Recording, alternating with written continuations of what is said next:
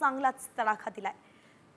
शेवगळ गावामध्ये रब्बी हंगामातील गहू, मका या पिकांचं या पावसामुळे मोठं नुकसान झालेलं आहे। बेमोसमी पावसामुळे शेतकरी पुन्हा एकदा आता संकटात सापडलाय। झालेल्या नुकसानीचे पंचनामे करून शासनानं नुकसान भरपाई द्यावी अशी मागणीचा आता हवालदिल शेतकरी करतायत। हे दृश्य आपण पाहतोय। आधीच दुष्काळग्रस्त भाग असलेल्या जालन्याला आता अवकाळी पावसानं तडाखा दिलेला आहे, त्यामुळे होतं पीक सुद्धा हातातून गेलेलं आहे। उभी पिकं आडवीच झाली आहेत म्हणून जालन्यातील शेतकरी हवालदिल झाले आहेत।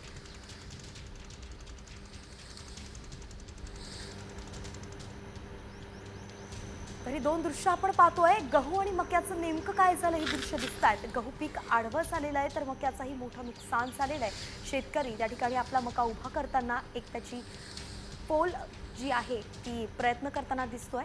ही दृश्य आपल्याला दिसतायत। एक्सक्लुसिव्ह दृश्य तुम्ही सामवरती पाहताय की जालन्यामध्ये अवकाळी पावसामुळे नेमकं कसं नुकसान झालंय। तर लातूर शहरासह ग्रामीण भागात काल संध्याकाळी वादळी वाऱ्यासह अवकाळी पाऊस बरसला। अवकाळी पावसामुळे शहरातील व्यापाऱ्यांची चांगलीच धांदल उडाली। तर वातावरणात गारवा निर्माण झाल्यानं गेल्या काही दिवसांपासून उकाड्यानं हैराण झालेल्या नागरिकांना थोडासा दिलासा मिळालेला आहे। दरम्यान वादळी वारे आणि अवकाळी पावसामुळे काढणीला आलेल्या शेती पिकांचं आणि आंबा फळबागांचंही प्रचंड मोठं नुकसान झालंय। पुढचे 2 दिवस आता लातूर जिल्ह्यामध्ये पावसाचा अंदाज वर्तवण्यात आलेला आहे।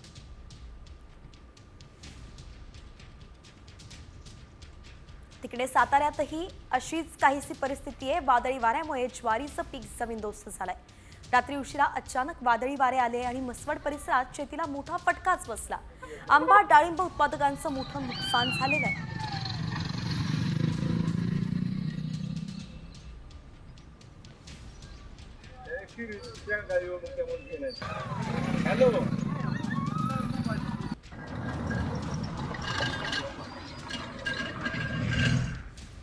सांगलीतही पाऊस शेतकऱ्यांसाठी विलन ठरलेला आहे। सांगली जिल्ह्यात खानापूर, तासगाव आणि वाळवा तालुक्यात अवकाळी पावसानं झोडपून काढलंय।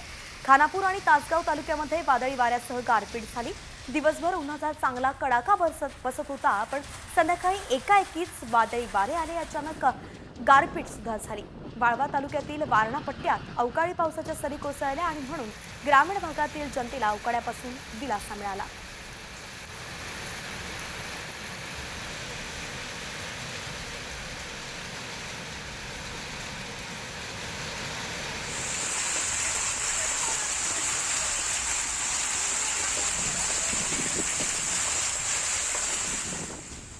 आणि या सगळ्या सविस्तर बातम्यांनंतर आता आपण टॉप 50 कडे वळतोय। देशभरातील राज्यभरातील अनेक घडामोडी आहेत, त्या सगळ्यांचाच वेगवान आढावा। अखेर राज्यात बाईक टॅक्सीला मान्यता मिळाली आहे। राज्य मंत्रिमंडळानंही मंजुरीचा ठसा उमटवलाय। 1 लाखांपेक्षा अधिक लोकसंख्या असलेल्या शहरांमध्ये बाईक टॅक्सी सेवा सुरू होणार आहे। तर बाईक टॅक्सीचे दर हे रिक्षा आणि टॅक्सीपेक्षा 3 पट कमी असतील, असे संकेतच परिवहन मंत्री प्रताप सरनाईकांनी दिले।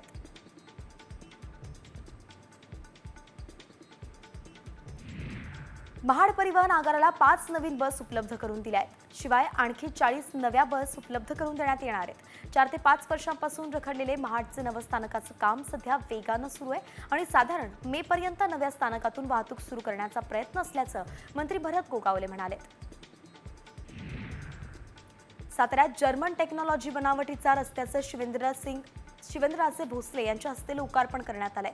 इलेक्ट्रिक टेलिफोन गॅस पाईप किंवा पाईपलाईन रस्त्याच्या पलीकडे नेण्यासाठी आता रस्ता खोदावा लागणार नाहीये।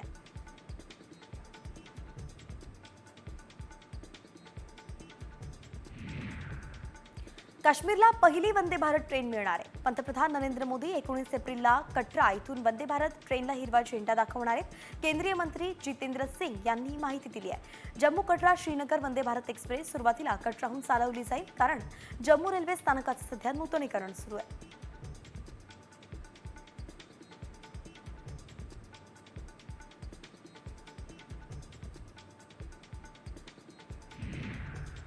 अंबरनाथ पालिकेनं सरत्या वर्षात मालमत्ता कराची तब्बल 97% वसुली केली आहे। तर मागील थकबाकीपैकी 50% वसुली करण्यात आली आहे। यासाठी कर अधिकारी नरेंद्र संखेंच्या नेतृत्वाखाली मागील 3 महिने अविरतपणे कर विभागाचे कर्मचारी काम करत होते। कल्याण डोंबिवलीमध्ये गृहनिर्माण प्रकल्प नेहमीच तेजीत राहिलेत, मात्र आता व्यवसायात काहीशी मंदी येण्याची शक्यता आहे। रेडी रेकनरच्या दरात वाढ केल्यानं ग्राहकांच्या खिशाला फटका बसणार आहे आणि घरांच्या किमतीत 2 ते 2.5 लाखांची भर पडल्यामुळे कल्याण डोंबिवलीमध्ये घर घेताना ग्राहकांना विचार करावा लागेल।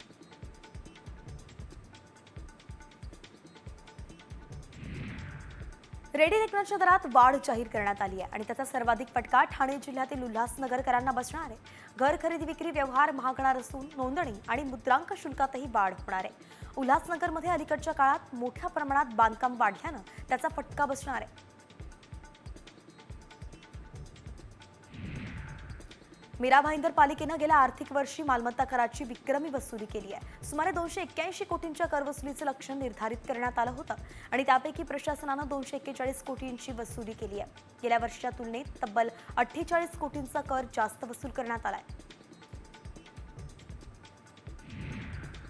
बुलडोझर कारवाई अमानवीय आहे, हा तर विवेकाला धक्का, अशी सणसणीत चपराकत सर्वोच्च न्यायालयाने दिलेली आहे। उत्तर प्रदेश सरकार आणि प्रयागराज प्रशासन यांच्या बुलडोझर कारवाईवरती सर्वोच्च न्यायालयानं कठोर शब्दांत ताशेरे ओढले।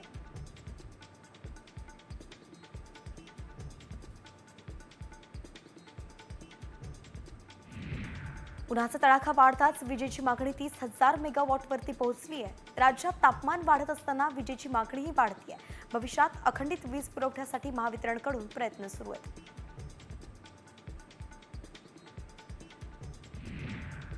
निकालापूर्वीच आता विद्यार्थ्यांना परीक्षेचे गुण समजणार आहेत। निकाल अंतिम करण्यापूर्वी विद्यार्थ्यांना मेलवरती प्रत्येक विषयाचे गुण कळवून त्यांचे आक्षेप घेतले जाणार आहेत आणि त्यानंतर अंतिम निकाल प्रसिद्ध करण्याचं नियोजन पुण्यश्लोक अहिल्यादेवी होळकर सोलापूर विद्यापीठानं केलंय।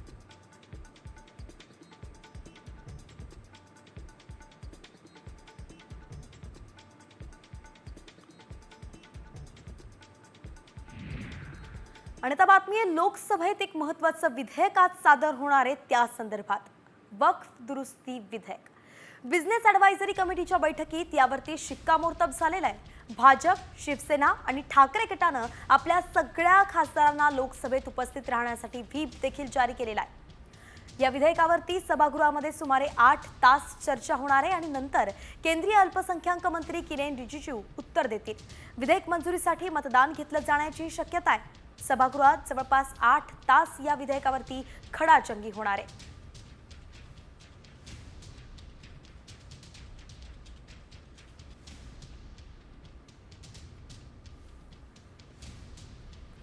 तर आपण पाहतोय सत्ताधारी भाजपमध्ये 240 खासदार आहेत, एनडीए मध्ये 53 आहेत, एकूण संख्या 542 आहे, तर विरोधक आहेत काँग्रेसचे 99 आणि इंडिया आघाडीतले 134। एकूण पाहिलं तर 293 आहेत, 21 मतं जास्त असल्याचं कळत आहे सत्ताधारी पक्षात, तर विरोधकांची 233 संख्या असून 36 मतं कमी असल्याचं सध्या पाहायला मिळत आहे। तर मॅजिक फिगर जी आहे विधेयकासाठी ती 272ची आहे।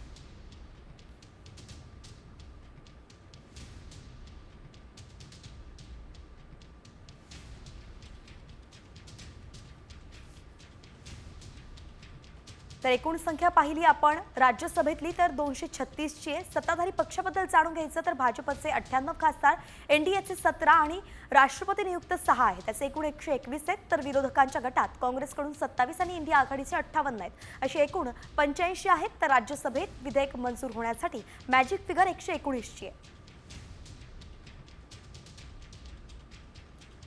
तर संसदेत आज जे वक्फ बोर्ड सुधारणा विधेयक मांडलं जाणार आहे या विधेयकाला ठाकरेंची शिवसेना मात्र विरोध करणार असल्याची माहिती आहे। ठाकरे गट इंडिया आघाडी सोबत राहणार असल्याचं कळत आहे आणि इंडिया आघाडीच्या काल झालेल्या बैठकीमध्ये विरोधी पक्षाचे सर्व खासदार या विधेयकाला विरोध करतील असं ठरल्याचं समजतंय।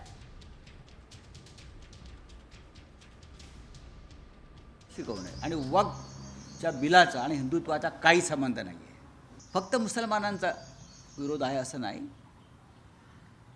माझ्या माहितीप्रमाणे राष्ट्रीय स्वयंसेवक संघाचाही तसा पूर्ण पाठिंबा नाही या बिलाला। या बिलामध्ये काही सुधारणा सरकार करत आहे, पण त्या सुधारणांचा हेतू स्वच्छ नाही, स्पष्ट नाही की वक्फ बोर्डाचा आणि हिंदुत्वाचा काय संबंध आहे। शून्य संबंध आहे। वक्फ बोर्डाचा आणि प्रॉपर्टीचा संबंध आहे। जिथे प्रॉपर्टी आहे तिथे हे हिंदुत्व आणतात। तर एकंदरीतच शिंदे सेनेचा वक्फ सुधारणा विधेयकाला मात्र पाठिंबा असल्याचं कळत आहे। एकनाथ शिंदे यांच्या शिवसेना पक्षाचं वक्फ सुधारणा विधेयकाला पाठिंबा आहे आणि पक्षाच्या वतीनं खासदार श्रीकांत शिंदे लोकसभेमध्ये बोलणार असल्याची माहिती आहे।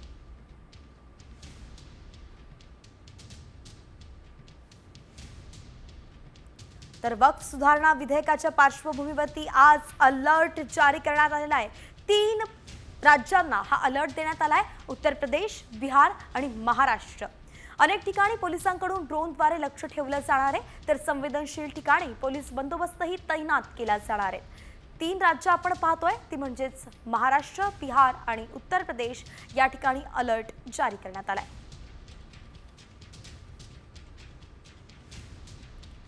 यानंतर पुन्हा वळतोय टॉप 50 कडे। नागपूर हिंसाचारातील आरोपी मायनॉरिटी डेमोक्रेटिक पार्टीचा नेता हमीद इंजिनियरच्या नियमित जामीन अर्जावरती सायबर पोलिसांनी आक्षेप घेतलाय आणि त्यामुळे आज 2 एप्रिलला न्यायालयानं तपास अधिकाऱ्याला केस डायरी घेऊन हजर होण्यास सांगितलंय।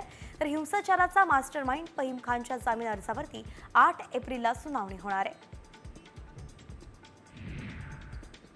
रोहित शर्माला IPL संघातून वगळण्यात आलंय। रोहितच्या फॉर्मवरती अनेक माजी खेळाडूंनी नाराजी व्यक्त केली आहे। त्यात युनिव्हर्स बॉस क्रिस गेलनं त्याच्या IPL संघातून 6 वेळच्या विजेत्या रोहितला स्थान दिलेलं नाहीये। गेलच्या या निर्णयावरती अनेकांनी आश्चर्य व्यक्त केलंय।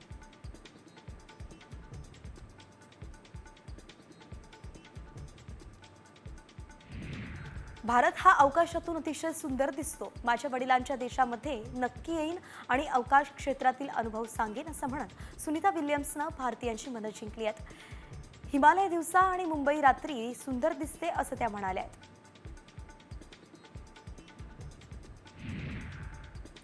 नागपुरात मध्यरात्री वादळी वाऱ्यासह पाऊस झाला। दिवसभर ढगाळ वातावरण असल्यानं तापमान 5.5 अंशांनी खाली आलं आणि त्यामुळे उकाड्यानं हैराण झालेल्या नागरिकांना दिलासा मिळालाय।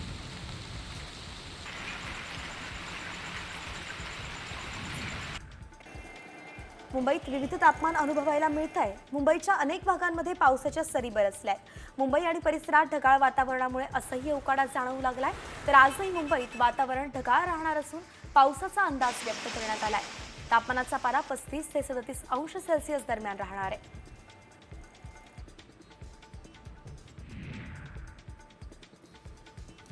रायगड जिल्ह्यात 2 ते 3 दिवसांपासून ढगाळ वातावरण आहे आणि त्यातच हवामानशास्त्र विभागानं दिलेल्या येलो अलर्टमुळे आंबा उत्पादक धास्तावलेत। हाती आलेला आंबा आणि काजूचं पीक गळून पडण्याची त्यांना भीती आहे। अवकाळीमुळे रोगाचा प्रादुर्भाव होण्याची भीती शेतकरी व्यक्त करतायत।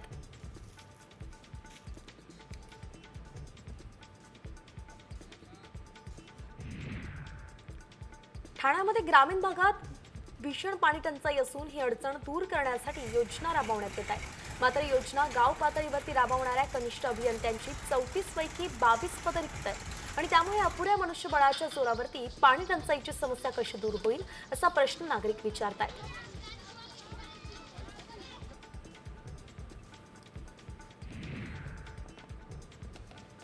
पुण्याच्या शिरूर तालुक्यातील अनेक गावांवरती भीषण पाणी टंचाईचं संकट कोसळलंय। पिण्याच्या पाण्याचा गंभीर तुटवडा निर्माण झालाय। टँकरनं पाणी पुरवठा सुरू करण्यासाठी प्रशासनानं वारंवार मागणी केली आहे।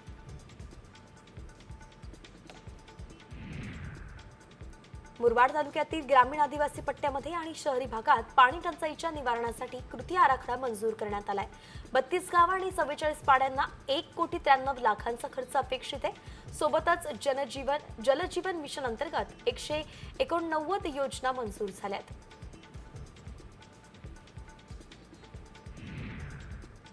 नाशिकच्या कसमाते पट्ट्यात मोठ्या प्रमाणावरती कांद्याची लागवड झाली आहे। मात्र वाढत्या तापमानाचा कांद्याला फटका बसणार आहे। उष्णतेमुळे कांदा पात पिवळी पडून त्यावरती करपा रोगाचा प्रादुर्भाव झालाय।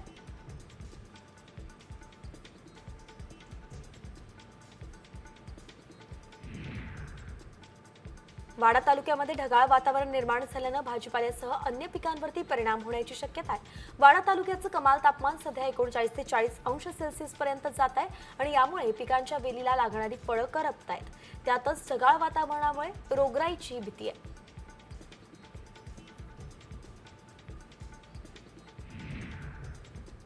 अमरावती विभागात 24 वर्षांमध्ये तब्बल 21,000 शेतकऱ्यांच्या आत्महत्या झाल्यात। बदलतं हवामान, शेतीचा वाढत चाललेला उत्पादन खर्च आणि शेतमालाला योग्य भाव मिळत नसल्यानं विदर्भातील शेतकरी हवालदिल झालाय।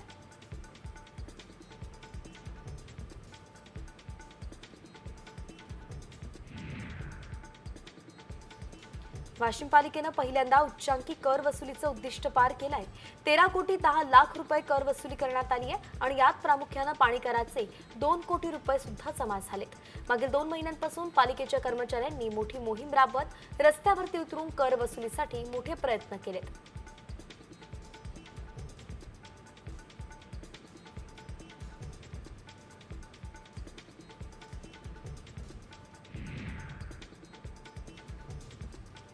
यवतमाळ जिल्ह्यात मुद्रांक शुल्कामध्ये 2 ते 5 टक्क्यांपर्यंत दरवाढ झाली आहे। दरवाढ करताना बांधकाम व्यावसायिक दस्तलेखणी याची मुद्रांक जिल्हाधिकारी स्तरावरती बैठक घेण्यात आली आणि यावेळी आर्थिक वार्षिक मूल्य दराच्या तक्त्यासोबत मुद्रांकाचे दरही निश्चित केले।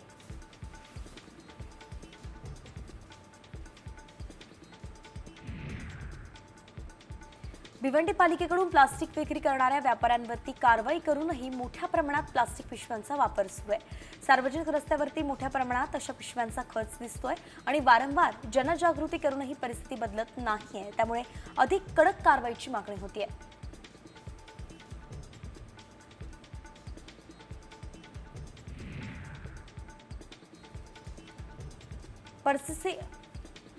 पर्सिन तसंच LED प्रकाश झोतानं होणाऱ्या मासेमारीला 12 सागरी मैलांपर्यंतच्या जलधी क्षेत्रात बंदी आहे।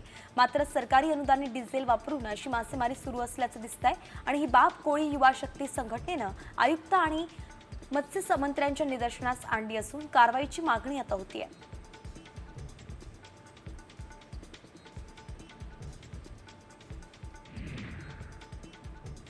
बुलढाण्यात 3 गाड्यांचा विचित्र अपघात झालाय। या अपघातात 5 जणांचा जागीच मृत्यू झालाय तर 24 जण जखमी झालेत। खामगाव शेगाव रोडवरती जयपूर लांडे पाट्यावरती अपघात झाला।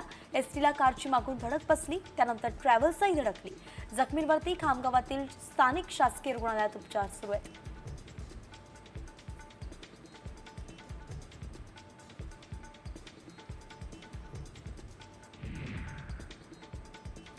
टिटवाळ्यामध्ये भटक्या कुत्र्यांची दहशत कायम असून एका 7 वर्षीय मुलीवरती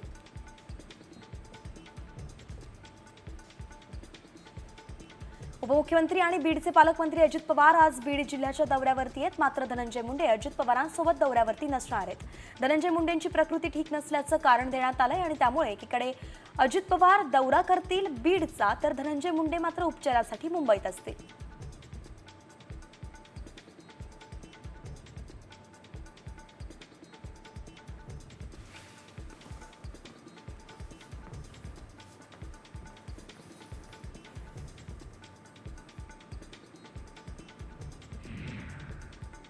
अजित पवारांच्या बीड दौऱ्यामध्ये विना अनुदानित शिक्षक आक्रमक झाले। त्यांनी अजित पवारांना न्याय द्या अशी घोषणा दिली आहे। शिक्षक धनंजय नागरगोजे यांनी फेसबुक पोस्ट करत आत्महत्या केली होती। त्यांना न्याय मिळावा या मागणीसाठी 9 दिवसांपासून आमरण उपोषण सुरू आहे।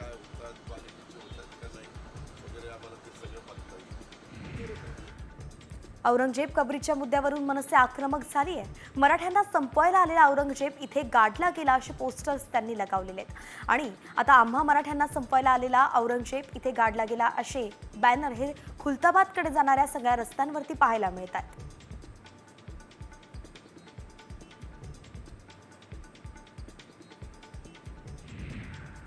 अन्न आणि औषध प्रशासन मंत्री नरहरी झिरवाळांनी काल रात्री अचानक धाड टाकली। दहिसर नाक्यावरती त्यांनी रात्री 11 वाजता दूध वाहतूक करणारी वाहनं थांबवली आणि त्यांची स्वतः तपासणी केली।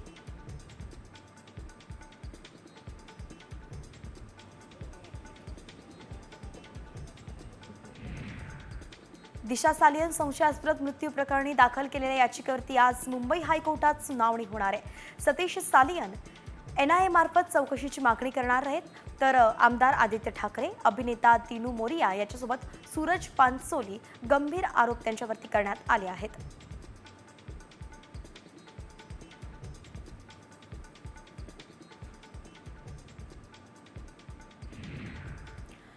एक मोठी बातमी सध्या समोर येतेय. वादग्रस्त पत्राचाळ पुनर्विकास प्रकल्पाच्या सोडतीला अखेर आता मुहूर्त मिळालेला आहे. पत्राचाळीची सोडत 4 एप्रिलला काढण्याचा निर्णय घेण्यात आलाय.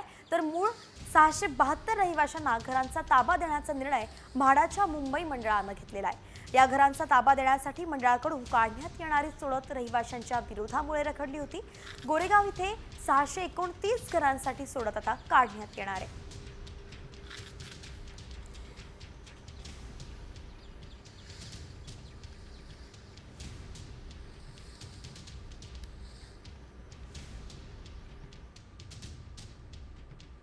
आणि यानंतर पुढची बातमी आपण पाहतोय. कॉमेडियन कुणाल कामराच्या अडचणीत दिवसेंदिवस वाढच होताना दिसतीये. खार पोलिसांनी कुणाल कामराचा शो रेकॉर्ड करणारा कॅमेरामॅन जो आहे आणि व्हिडिओ शूट करताना उपस्थित असलेल्या सगळ्यांचे जबाब नोंदवलेले आहेत. पोलिसांनी कामराला 3रं समन्स बजावलंय. चौकशीसाठी 5 एप्रिलपर्यंत हजर राहण्याचे आदेश दिलेत. शिवसेनेच्या कार्यकर्त्यांनी मुंबईत सेना स्टाईलनं त्यांचं स्वागत करण्याचा इशारा मात्र दिलाय आणि याच पार्श्वभूमीवरती कामराला पुरेशी सुरक्षा देण्याचं आश्वासन पोलिसांनी दिलेलं आहे.